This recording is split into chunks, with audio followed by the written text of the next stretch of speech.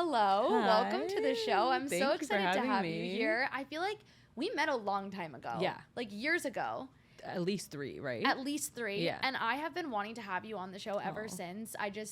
I admire you so much. That's so nice. Thank you. I like to let people introduce themselves because Okay. I feel like it's super annoying to hear a bio about yourself that someone Yeah. else just found online. Okay, So tell us a fair. little bit about yourself and who you are, and that can mean whatever you want it to mean. Okay. Ugh, I hate being asked this question. I'm a recipe developer, I would say. Amazing. And I got that start through doing social media content creation. Amazing. Yeah. I love it. So tell me, like, let's talk about how you got into food because I just feel like it's such obviously an integral part of all of your social Yeah. media content, but you do a couple other things. Yeah. You have some like other types of content, but it's mostly food related. Yeah. Like, what was the bug that bit you? How did you get into this? Like, what was You want to go like way, way back or when I started doing it more professionally? Let's go way, way back. Okay. I want to know like Way, way the back. whole tea. Food has always been like such a huge part of my life. Yeah. I grew up in a highly cultural environment, and I think like Eastern cultures specifically lean on food to bring people together, and like that was like kind of all I saw growing up. My mom's family comes from farmers from Songea, which is like a region in East Africa. Okay. And so like I think food is really like in their blood. My grandmother and all her sisters, phenomenal cooks. My grandmother lived with us when I was really young, and so I was kind of always in the kitchen with her, spending time with her. I was like her like sous chef, I think. So that was like my first introduction to cooking. And then I would watch Food Network a lot with my family. That would be like our like weekend like background TV situation. And I think that's what taught me about American food. And then I've had always been like cooking and making things like throughout my entire childhood. I loved baking. I definitely got like bit by that bug through YouTube. I was like, I given an iPad a little too early. They were like tasty videos on BuzzFeed. Yeah, 100%. Like, all that Like shit. YouTube, like scrolling. I was making soap, I remember, Oh my God. and cupcakes. That I was love like it. my Yeah. thing. And I was making soap that looked like cupcakes as well, Obsessed. and then selling it at school. And I would have been like your number one fucking customer. And like, then I love the school, I called my mom, like, she can't like, start a run a business at the business school. out of the school. I'm dead. No, literally. I would have been your number one customer. I love the bitches that sold shit. I always was like trying to get people to buy something or the other. So that was kind of like intro. Then fast forward, I don't know what happened. I think that like I just like fell off of it. I think I don't know. Honestly, like I think I had a friend that was doing it and that threw me off. Yeah. Like I didn't want it to affect our friendship. Yeah. So then I just stopped baking entirely. Still was cooking. If you scroll back, like recently someone was like, "Are you gonna like clean up your Instagram like with your cookbook coming out?" And I was like, "You know what? That's like a good idea." It was like one of my best Yeah. friends, and I scrolled all the way back, and like literally I think like 2014, maybe 2016. There's like me making food videos. I'm obsessed with that. That's They're sweet. so cringe. That's so cute. so though. cringe. So like I've always been doing Yeah. it. Like I always like to make food, like capture it. I like was I think 12 I think when Instagram came out. So like my formative years were very much so like Instagram.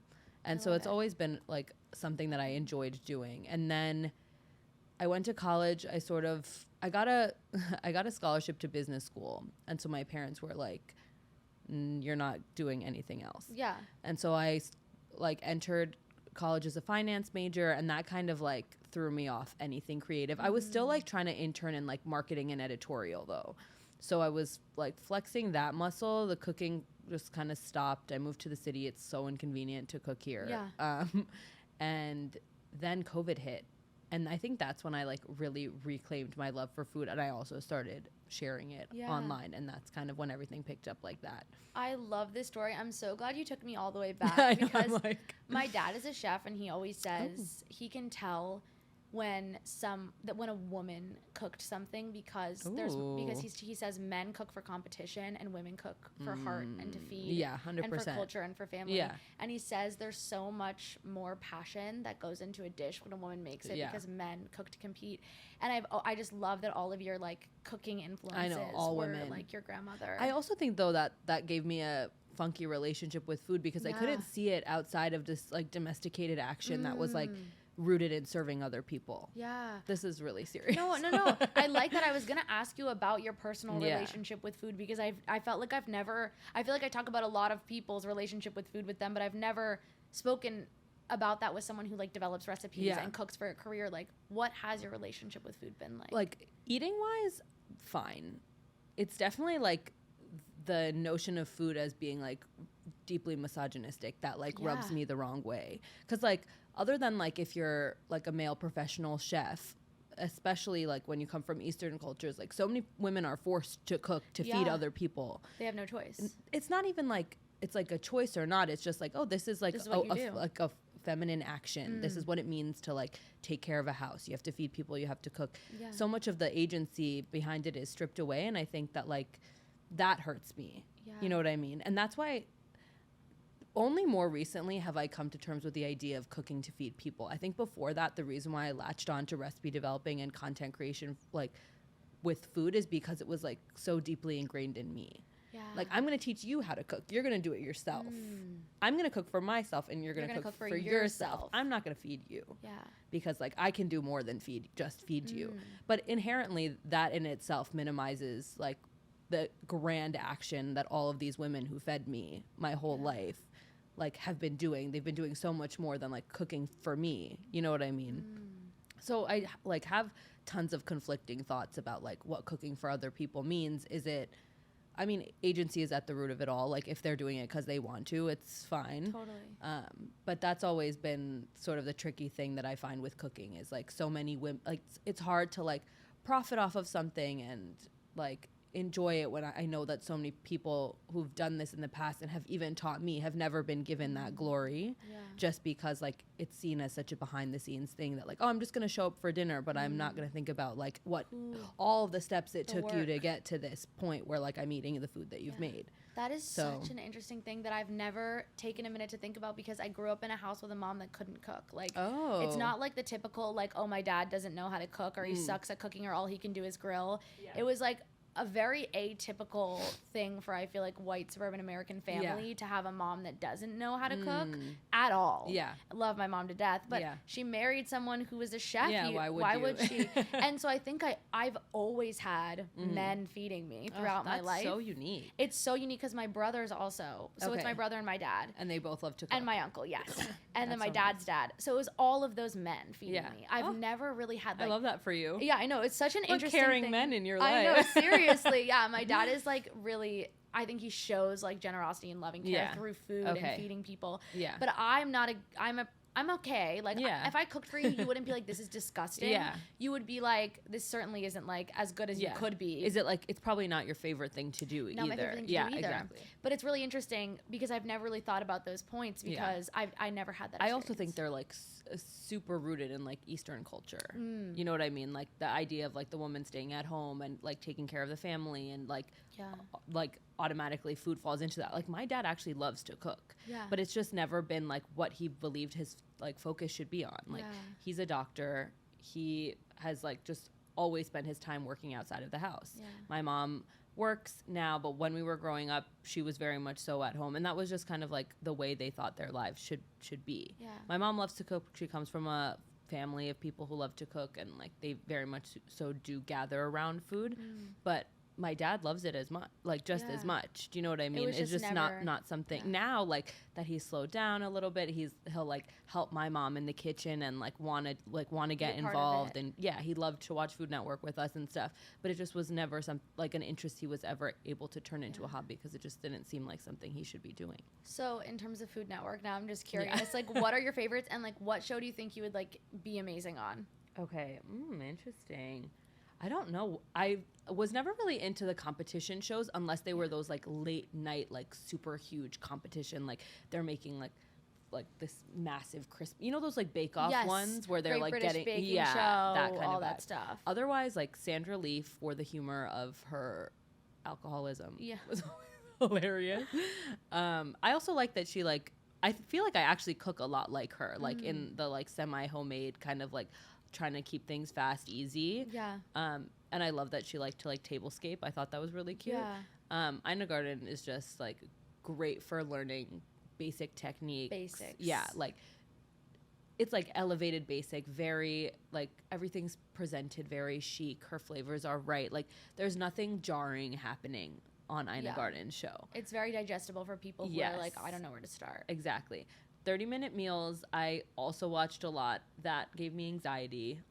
You know, what would give me anxiety too. Like a timer. Like I'm just trying to maybe let's not. But I learned a lot of service and utility from watching that show. Like that is how so many people cook. Like they're just trying to get dinner on the table. Yeah. So like if we're talking about function, it was really helpful to have seen that show because like I feel like it taught me efficiency in the kitchen. You know what I mean? So those three are like the ones that stick out the most. I'm trying to think if I watched anything else. Like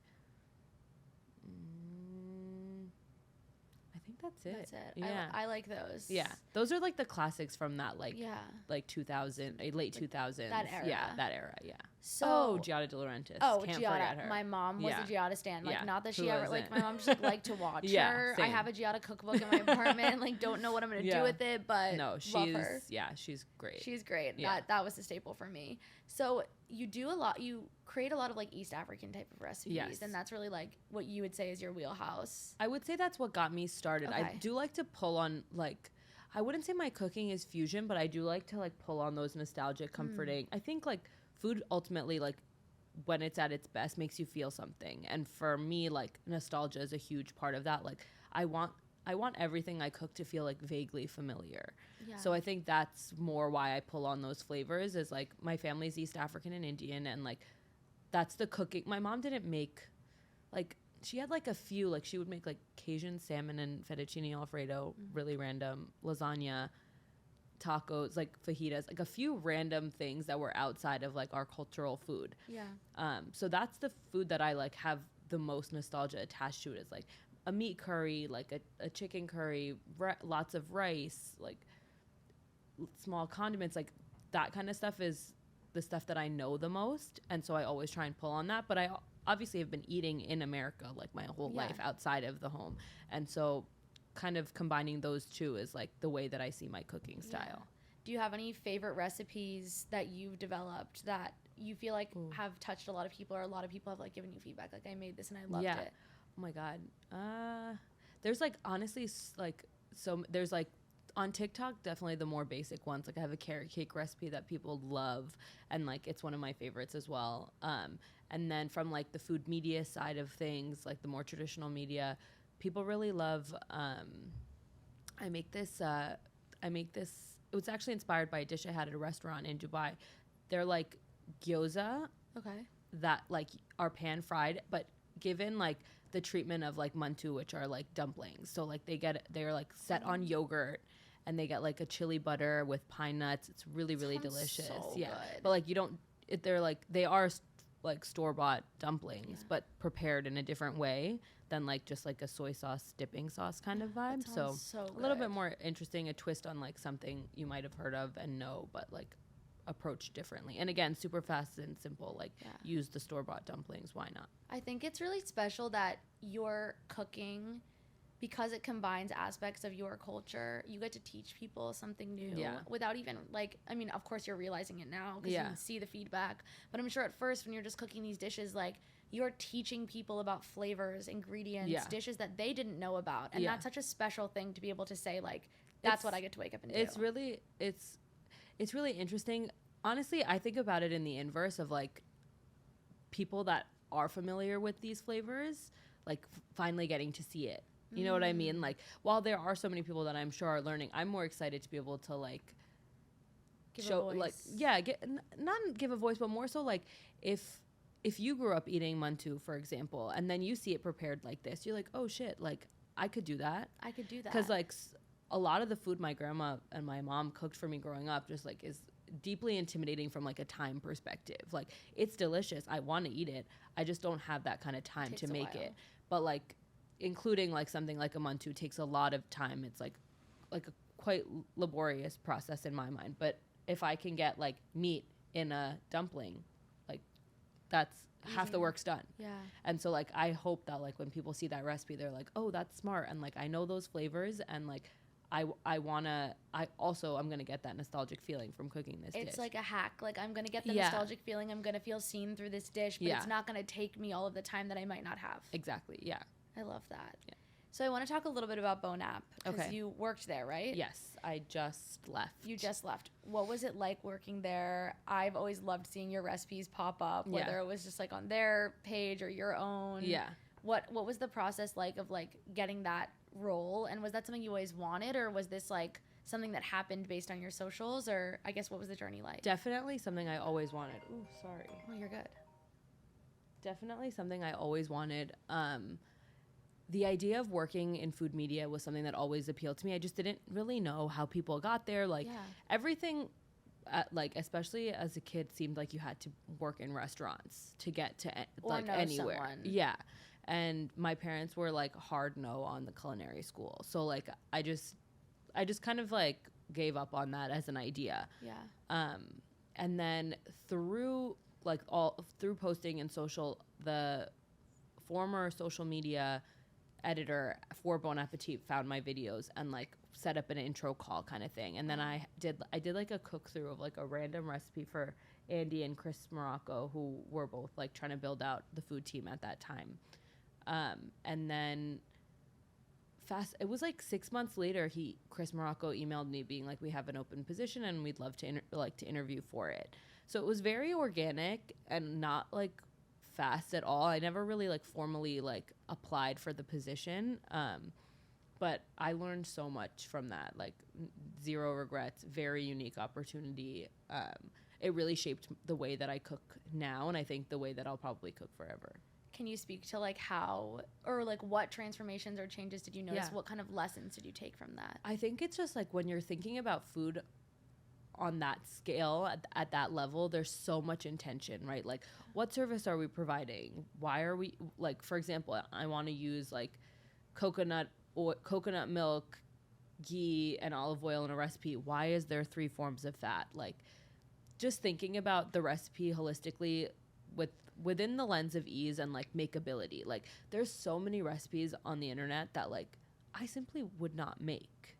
Like, they're not like thought of for the home cook. Why are you telling me to use a half can of coconut milk? Yeah. Like, what am I going to do with the other half? With the other half, it's going to go to waste. Exactly. Yeah, it makes no sense. Like, to think about like cooking holistically and like basically the meal and the utility of it is something that like Bon Appetit taught me. Like, I can make something delicious, but does it make sense as a recipe for a home cook? I don't know.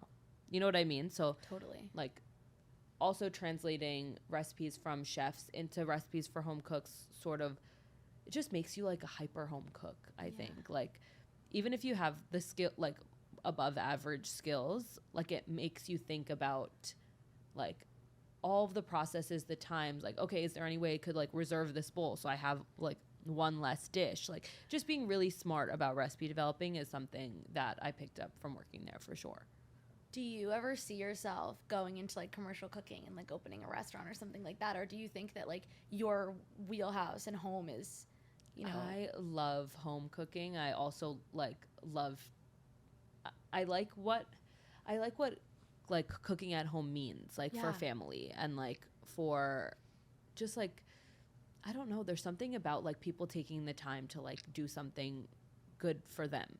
You know what I mean? Like, if I can encourage you to like take care of yourself, like that makes me happy. And like, I know that like if you make this meal and you sit down and you eat it and you've gone through that process and you've done something like deeply intentional for yourself, like you're taking care of yourself. Sure, you're probably taking care of other people in the process too, but like at the most basic level, you feeding you is you taking care of you. Yeah. So that like makes me want to stick with the home cook. I would one day love to own a cafe. Like, I could see I really want to do that just because like I love the one thing that I feel like is missing from my career is like the human interaction. Like DMs don't do it for me. You like, need to be face to face. Yeah, like I want to talk to you about food. I want to talk to you about what you like, what you don't like. Like I want to engage with people like in that way, and I don't think that like social media can fully give that to you. Like, and I think if I owned something that felt more like just like a way for me to like create and have like somebody receive it, like if I changed the menu all the time and like was cooking and like had somebody like people around, you know what I mean? Like it would just be camaraderie, community. Yeah, exactly. So that's hopefully one day in the cards, manifesting it. I have to like think it through like properly, but I do want to own something food related, but not in a commercial way. Like I wouldn't want to scale it at all. It would you wouldn't be want like a chain. You'd want just one spot. I love Yeah. that.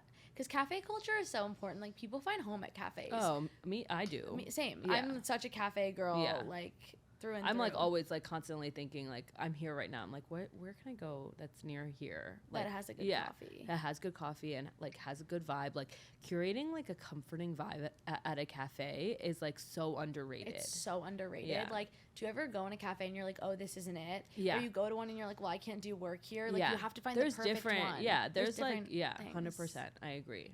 Do you have a favorite cafe in New York City? Or in Brooklyn, I love Rhythm Zero for working. Like for a work cafe, the vibes are immaculate. Ooh, it's like tall ceilings, huge communal table that you like can work from your laptop on. I love a communal table. The coffee table. is great. Like it's just everything's right.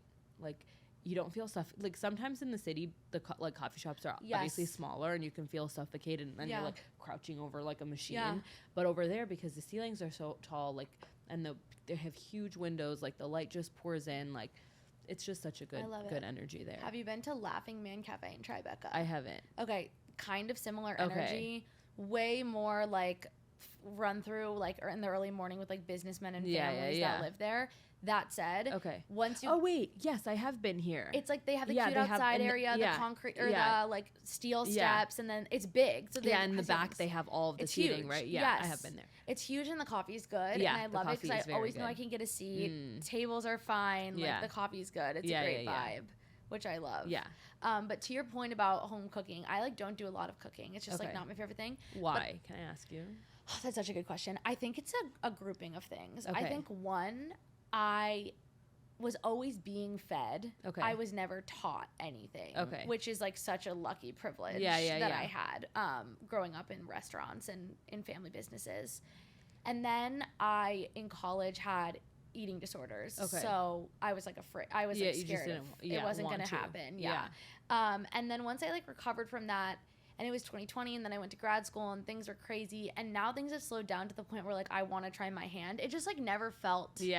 It obviously for like the mental health reasons that I didn't. And then I almost felt like it was something I like almost wasn't allowed to do. Like not something for me. So there was a recipe I saw on TikTok and it was pumpkin vodka sauce. And I was like, that looks so good. Like just the way that she like put it on the pasta, I was like, I need to have it. And so I made it yesterday. How was it? It was easy to do. I think that my one thing, and my parents were like, we're so proud of you. It's like so embarrassing that like I could literally win the Nobel Peace Prize and they'd be like, good job. But if I cook a meal for myself, they're like, we're so proud of you. I like worked so hard on making it. I was like so pumped about it. The one thing that I think I need help with is just seasoning and spices. My brother and dad always say, you know, obviously like when you're a cook and you're a recipe developer, you know this, like you just know how to season things and it's like such an acquired skill. My brother and dad always say people are scared of salt and they put way too little. That happened to me, I think for sure, because there was like some flavor missing and it was 100% the salt. Honestly, like salt is the biggest. It just makes everything taste more like itself. Like why wouldn't you want that? I'm just afraid to oversalt something. Yeah, fair. Honestly, I'd rather oversalt it than under. I'm not even That's gonna what lie. my brother and dad say, and I was like, I just don't know. And then I like had also bought the unsalted butter because I was like, I want to put unsalted butter in this in case like I don't want to make it too salty. But the other flavors were great. Like I did enough basil, enough cracked red pepper. But I just like couldn't get it right with the salt. I feel like honestly I need a skill for that. Do it. My best advice for people who are like scared of salts is to do it frequently with the little amount that you do. You know what I mean? So like if you feel like, oh, this is enough, like I'm like a but if you're like, oh, this, do that like 8 times instead of the one big one. That makes sense. So like anytime you add something new, so like for example, I'm assuming you started with some like garlic and onion at some point. It was like shallots and garlic. Just salt that, and then when you add the pumpkin, salt that. Like salt each element like lightly so that at the end like you have the total amount that you would usually just like do. That makes sense. The other problem I have is timing. So I like called my brother. I was like, well, first of all, I was texting like my brother, my dad, and Jeremy Shack. Being like this is like a whole I like production. Needed like fucking 15 people. I'm like, how much pasta water do I save? I'm so fucking scared of making it like loose. And my brother Why though? Loose pasta is delicious. Like, no, you're right. I was just like afraid of it. I'm just like afraid of the concept. My brother was like, pasta water is one of the things that you can like course correct. Like if you happen to put too much, like there's a way to like, I'll tell you how to course correct if you need to. Yeah. And he was like, and Jeremy and him were like, both said reserve a 4th cup of pasta water. Oh, wow. I was like, that's a fuckload. But a 4th cup? Like literally a 4th cup. They're like, reserve a lot, like whatever. I would have told you to do 2 cups. Like you would have told me to just like go for it. Like 2 ladlefuls. Yeah. So like basically, so this is what happened. Then they were like, a 4th cup, like go easy with it and then we'll stay. The sauce was like fucking thick. It looked like mashed potatoes. Yeah, a 4th cup is nothing. So it looked, no. It looked like when it was in the pan, it kind of looked like a loose mashed potato. I was like, this is fucking thick. Like it definitely needs the water. Like I cannot believe this is like only a thing because like TikTok people are like, salt your pasta water in the pasta sauce. Like unless you're a cook, people don't know to do this. Crazy because I didn't. I'm like, holy shit. I did end up putting like 3/4 of a cup. Yeah. It was still like a thick sauce. It was really good. Like, so it worked out. I take one of those like glass measuring cups and dunk it in the pasta water. Yeah. And that's like what I save. It's usually like 2 cups. I just have no idea about timing. Yeah. So I said to my dad, like, how am I supposed to time it? Of course, I had to like bring in reinforcements. Like I didn't want to trust just one of them. You never know. No. Like I texted Jeremy, how much pasta water do I save? And he texted me back, ask your dad. And I was like, don't be a little shit. I already did, by the way. Like I'm asking several people for help. So then my dad was like, just make the sauce, turn it off the heat, make the pasta, put the sauce on low heat when the pasta is done, then put the hot pasta, the pasta water, the butter, and the cheese into the pan with the sauce. But I'm like, whoa, like I wouldn't just like know that. Like the timing is such a difficult thing. Pasta specifically though, because like if you want to make it well, it needs to happen kind of fast. Yeah. Like pasta's trickier than most people think because like sure you could like drain it all off and keep the pasta ready and then make the sauce, but then you end up with like a mass of pasta that's like stuck together and then you need extra pasta water to so like there is like several variables to consider when it comes to making pasta. So don't beat yourself. I'm gonna like since I have all the ingredients now, I'm gonna do it again. Okay. Like go for it around 2. Like we'll see. My if I were you, I would set the pot of water to boil. Chop up all the things like mise everything. Once you drop the pasta, assuming you're using something that takes like 8 to 15 minutes. It's gluten-free because I'm gluten-free, so it takes longer. Yeah, it takes a tiny bit longer, but not much. So then start the sauce, keep it on low, and like keep a lot of pasta water. And if you feel like your sauce is burning because it's been too long, add pasta water to the sauce to like halt the cook. Because like if you think about boiling water, that's so smart. It reaches a cap temp, right? Like so water can't go higher. I think it's like 212 degrees. Water can't go higher than that. Like boiling water is a max is out at 212. So if there's water in anything that you're making, the max temp is 212. You're fully woman in STEM right now. This is a fucking like I know cooking is a science, but it's like actually hard, especially with like a pasta sauce that's like mostly. So put like water in there, it'll cap out, it'll stop the cook process. You can put the heat low and you'll basically like not like shock everything that's happening there, but the temperature will drop. It'll drop. Yeah, significantly. Because I was worried about burning tomato paste. My brother was like, if you burn tomato paste, it's bitter and blah, blah, blah. And I'm like, well, give me some advice on how I don't do that. Just add water slowly, and it'll keep it at like a mid-temp. I love it. So when you go throughout your day, are you cooking every meal for yourself? And if not, like, what are your meals looking like on a day-to-day? Are you eating the recipes you're developing? Like before, yes. Now that I'm developing for a cookbook, the whole everything's fucked. I like will go like weeks where I'm just eating like food that I've purchased and like ramen and Easy Mac, like just because I'm like in the hole like from an editing perspective. And then other weeks it'll be like I'm cooking every single meal because I'm recipe testing. Yeah. So lately it's just been like 2 extremes. Like either I'm cooking everything or I'm ordering everything. What is your like food orders of choice? Like do you like certain like any fast casual places or are they all like local places? What are your faves? I love to order sushi from whoever can get it to me the fastest because I get like a vegetable roll. Yeah. Nothing crazy there. I like kava.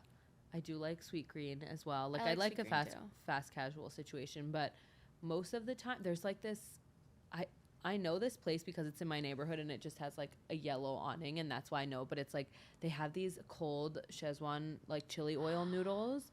They're so freaking good and I'll get that and bubble tea and that's probably like my favorite takeout meal. Yeah. Otherwise, I love Iranian food, like Persian food, so good. For takeout, I also, what else? Thai food, like honestly, takeout, the options are endless. And then like I like to like explore like New York City's like restaurant scene. I mean, there's like so much shit opening all the time. So I'll do a mix of those typically. What's your favorite restaurant in Brooklyn? Ooh, like classic Roberta's. Love. Yeah. It's just so good. It's just so good. It's so good. It's when I saw, I think it was maybe Eater put out an article about like your home-based restaurants. Yeah. Like those places, maybe it wasn't Eater. Yeah. But it's like those places you're always going back to because even if it isn't like the best dining experience of all time, you just know. I know that the pizza, like I get a Famous Original with hot honey. You know. And I just know it's not like well done and I know it's not going to be bad. Like I'm going to love it. I'm going to eat the whole thing. I will take the leftovers. You know what I mean? That and their cucumber salad, like if I'm eating those two things, I'm like fully and deeply satisfied. I love it. Yeah. Can we talk about your cookbook? Yes. Tell us all about it. I'm so excited. It's so crazy. It's like I've never worked on a project of this scale before. It's insane. I mean, you wrote a book. Well, okay, it's so different though. Like I sat around and like wrote my thoughts. I cannot imagine after going through what I went through last night to make one fucking pot of pasta, recipe developing. If you told me create a recipe, wouldn't even know the first thing about starting. My thing is I truly don't know how anybody like does a cookbook without having like previous editorial experience. Like because of my editorial experience, I know how to organize like files for the like completion to production. Yeah.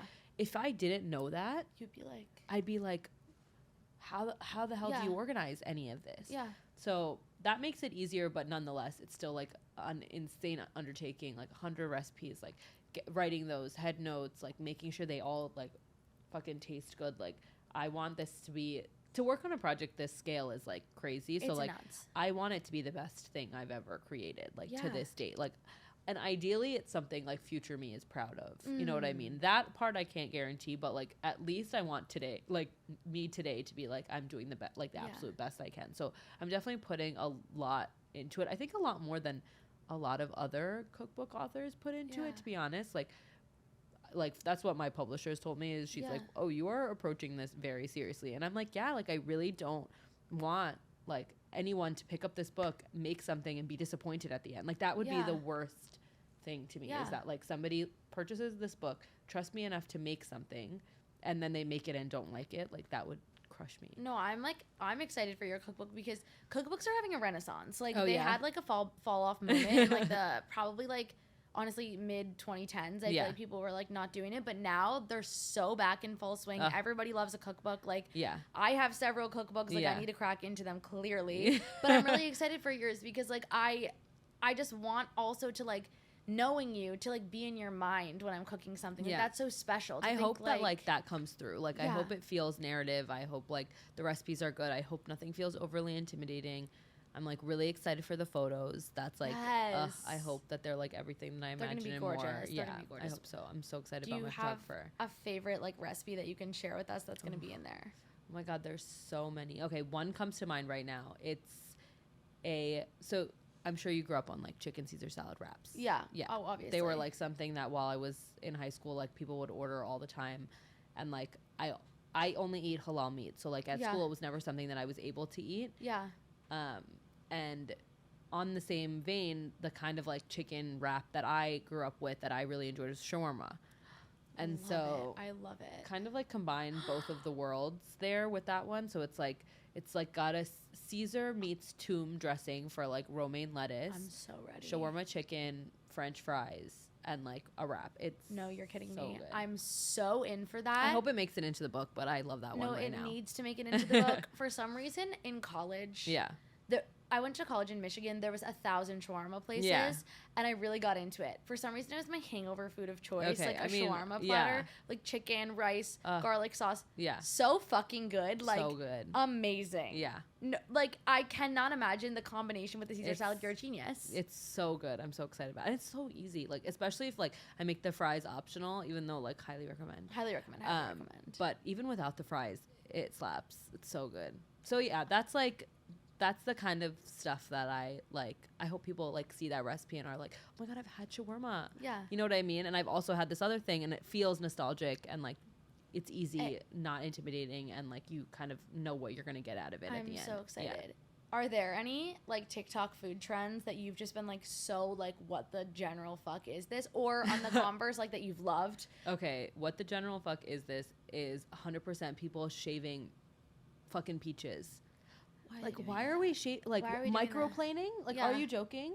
Like, if it's not Parmesan cheese, there's no way I'm spending 20 minutes like shaving a peach. Yeah, I don't get it. I don't understand. I don't get it. Like, are we looking for a workout as well? No.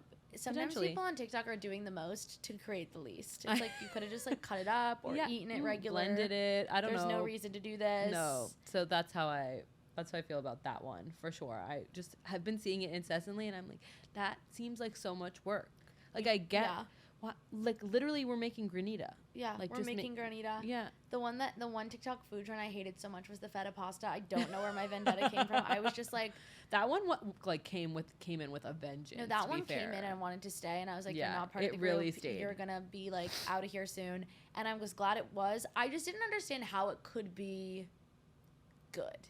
I mean, that's a great question. Why were they baking it in the oven? I was always wondering. I think that people like the fascination with roasting and baking comes from like the hands-offness of it. Okay, like fair. If you could make your pumpkin pasta just by putting everything in a dish and putting it in the oven and then taking it out and then all you have to do is mix, you're like, oh, this is fucking easy. Yeah. So I think that's where like the obsession came from, was like simply how simple it was and hands-off. But I agree with you. I was never like dying over it. I'm like, why are they putting it in the oven? I just didn't understand. I just don't like the idea of pasta in the oven. Do you know what I mean? I'm like, I feel weird about it. I mean, the pasta, for what it's worth, never went in the oven. Well, okay, some of them did though. Some of them did. You're like, you're wrong. No, some of them I think did. Some of them I think were baking it, like a full bake. Oh, really? Like a baked ziti vibe. Oh, that's weird. No, I love baked ziti though. That's also, a great one. just don't love the idea of feta cheese in pasta. Like feta, because feta doesn't melt like super. I guess that's maybe why they picked it though, because like it could combine with water, aka the juiciness of tomatoes. I like how we say they picked it. We do not know who started. I don't know who started it. We don't align with them. We don't align with them. We don't support. We don't support. No. But yeah, so that one was weird. The one that I did like was that like crinkle cake thing. Did you see that? Oh, I did see that. That one I liked, and I made it, and it was. You made it, and it was good. Yeah. Sometimes there are some good ones. But I love baklava, so like that was like right up my alley, like phyllo dough. Yeah. I think dessert is a region that I'm not really ready for. It's complicated. Fair. If you're having trouble with the pasta, I would hold off. No, I'm gonna hold off on the fucking dessert. I have so much trouble too, and the thing is, like, I can't. In my brain, I'm like, you know what I should do is just try the easiest stuff first. But in my brain, I'm like, pumpkin vodka pasta, that looks so fucking good. That is a good place to start. Pasta really teaches you a lot of basics about cooking. Okay, that's good to know. Yes. That's good to know. So you have two pots going at the same time. Yeah, you're right. Yeah. There's a lot going on. There's a lot happening. If you want simple, stick to one pan. You're so right. You're so right. So when is the book going to be out? Like, when can we expect to all have our hands on a copy? Pre-orders will probably be this time next year, but spring 2025. Like, it's still far out.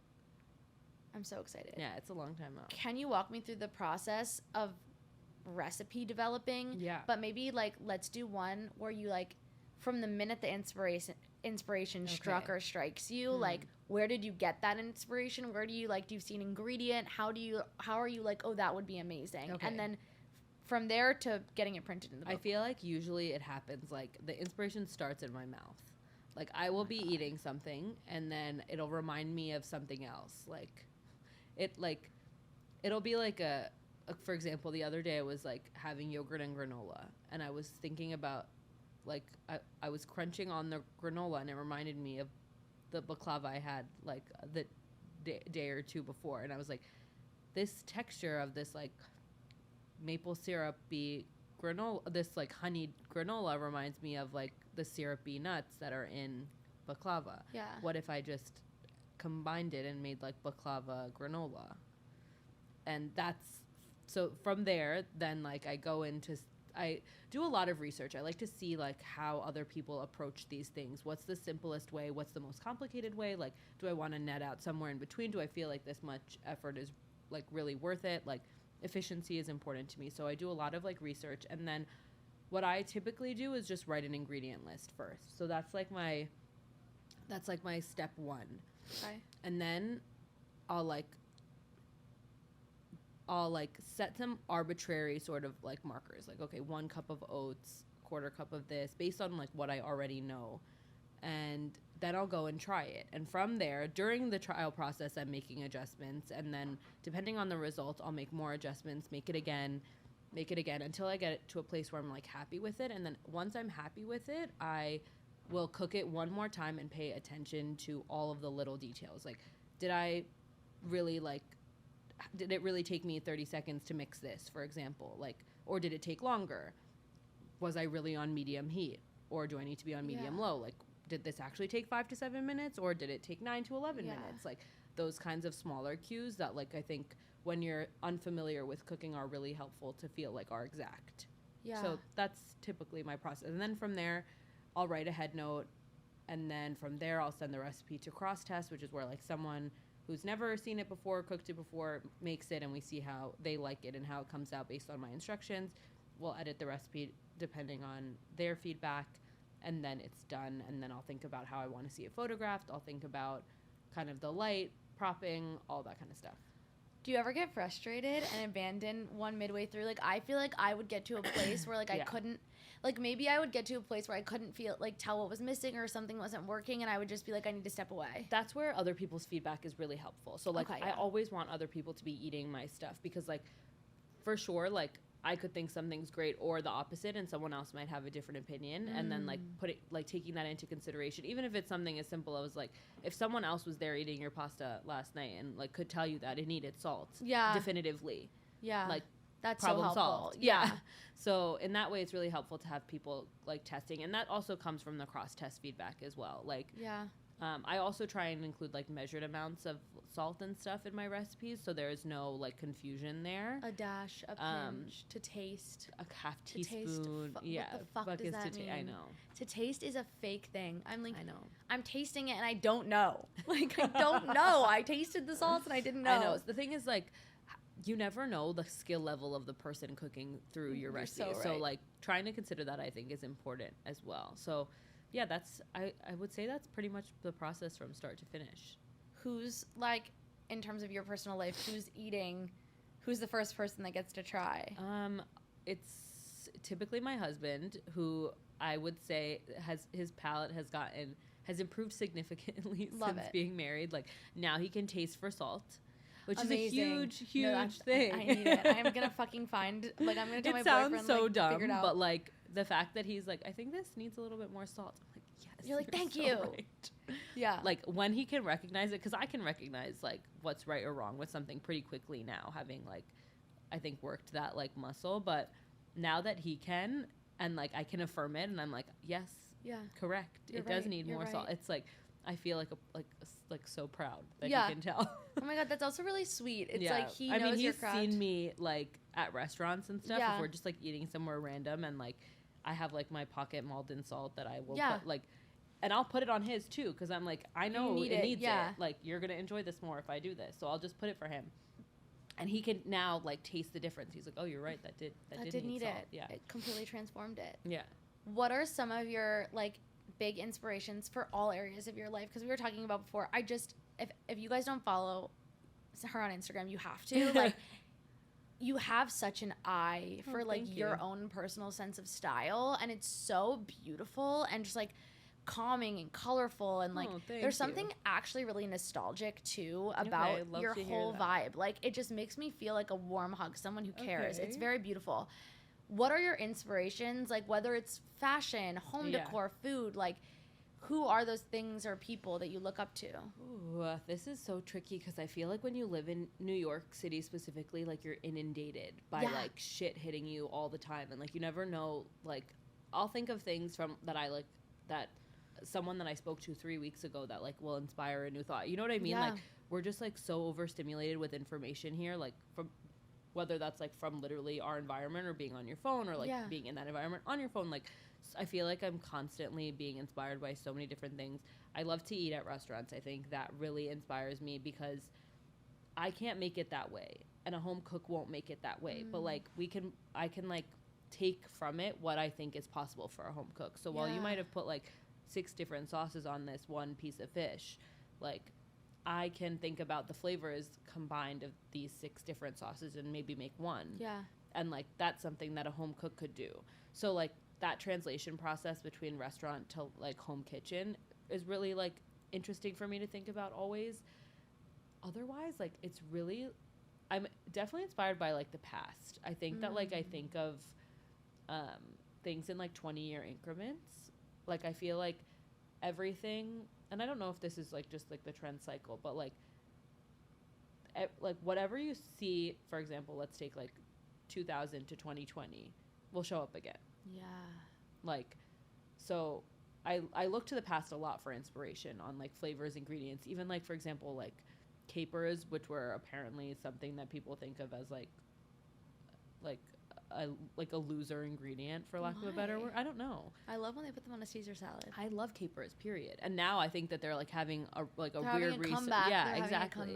But I think it was just about timing. They got overused at one point, so they fell off. And now because they fell off, people stopped using them, and so now they're exciting again. Yeah. And that's like everything in life. So like even when it comes to design and all that kind of stuff, I think I gravitate towards beautiful things. Design has always been like really important to me. Yeah.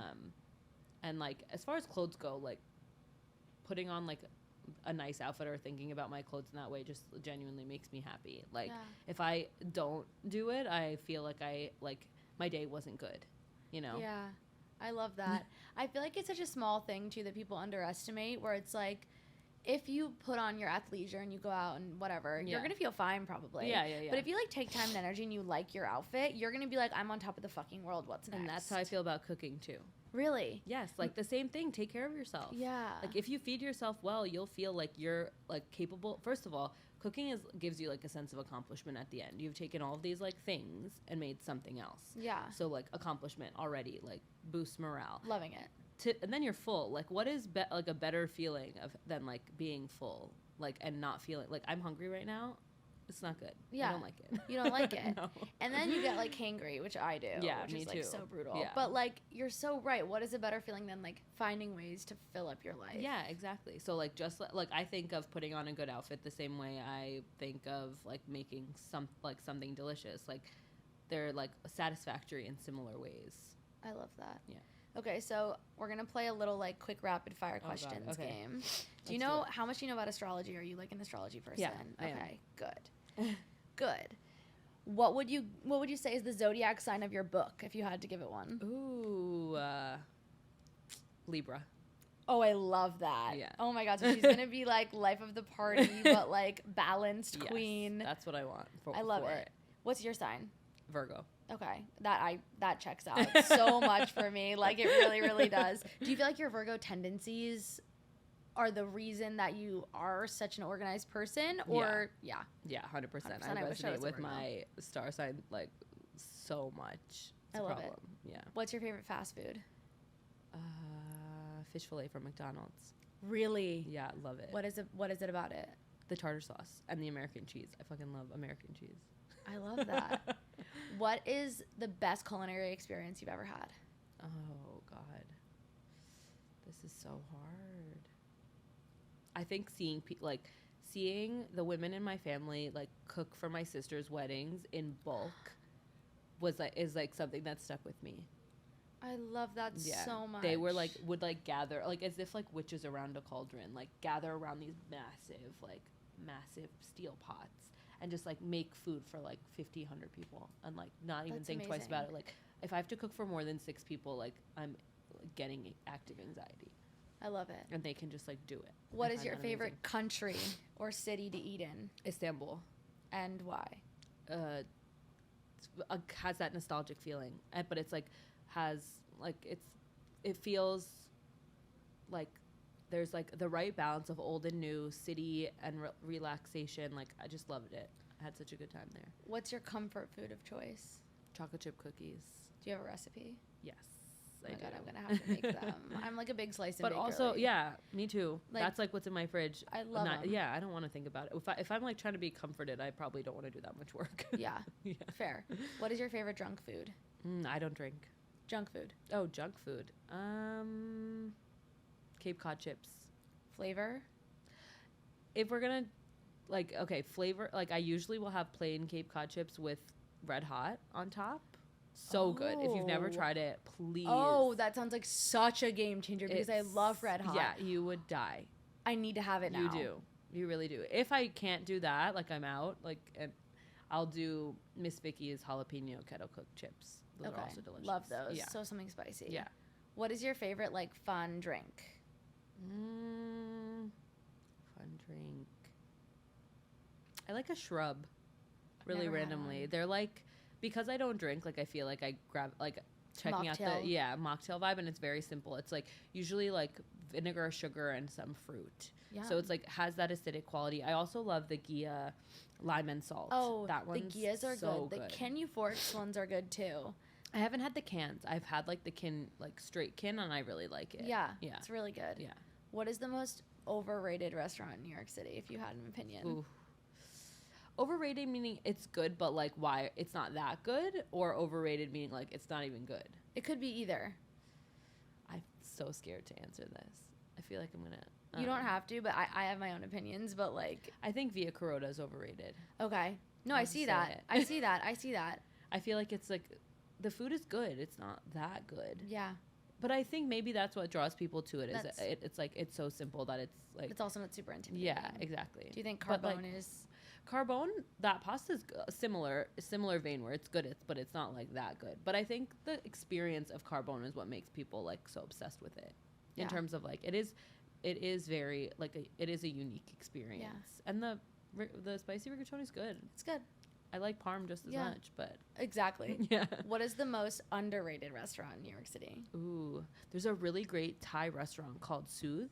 Okay. It's not quite in the East Village. It's like north of that, but the food there is amazing. Okay. Yeah, really good Thai food. And then what is like your favorite restaurant in New York City, or your perception of the best? The best. I feel like it's constantly changing. The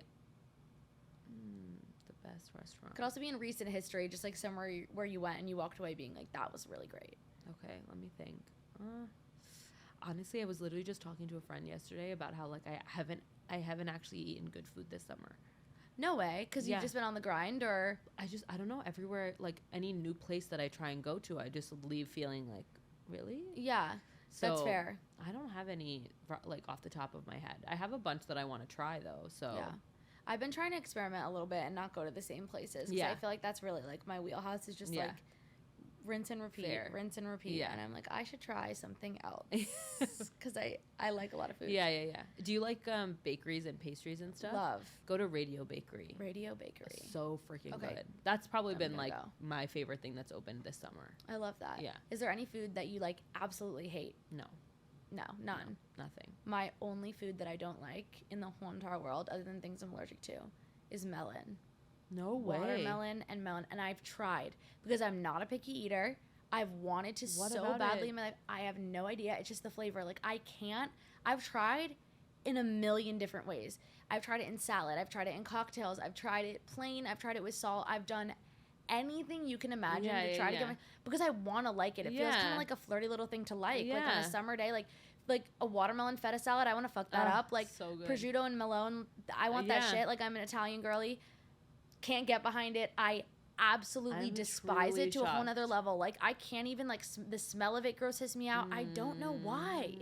That's so interesting. It's the only thing too. It's not like I'm like a picky person. Cilantro. Maybe it's like a cilantro soap gene kind of thing.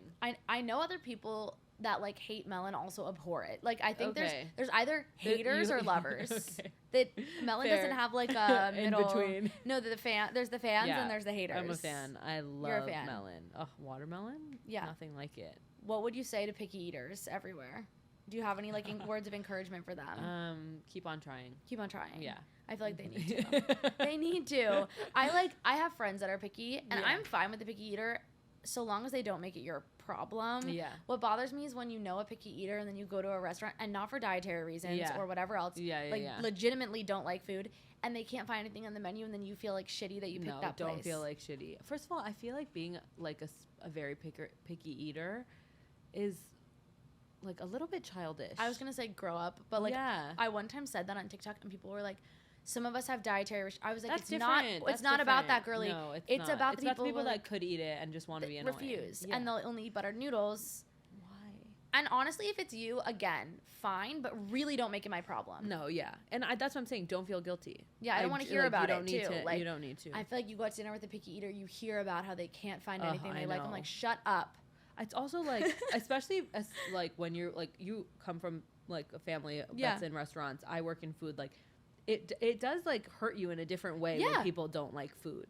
Yeah, you're like, okay, sorry. Sorry, your life must suck. If you don't like to eat, like, I don't know. What are you doing? Seriously, what are you doing? Yeah. Well, tell everyone where they can find you, where they can keep up with you. Yeah, honestly, my TikTok game has fallen off, but I'm mostly on Instagram right now, and that too. With my book schedule, I'm like half-ass posting. But they can find your recipes. Yeah, my recipes are on my website, zaynabissa.com. Well, thank you so much for coming. I'm going to take all your words of wisdom to heart. Like, I think I'm going to be on a journey now. Thank you so much. Thank you for having me. Bye, guys. Bye.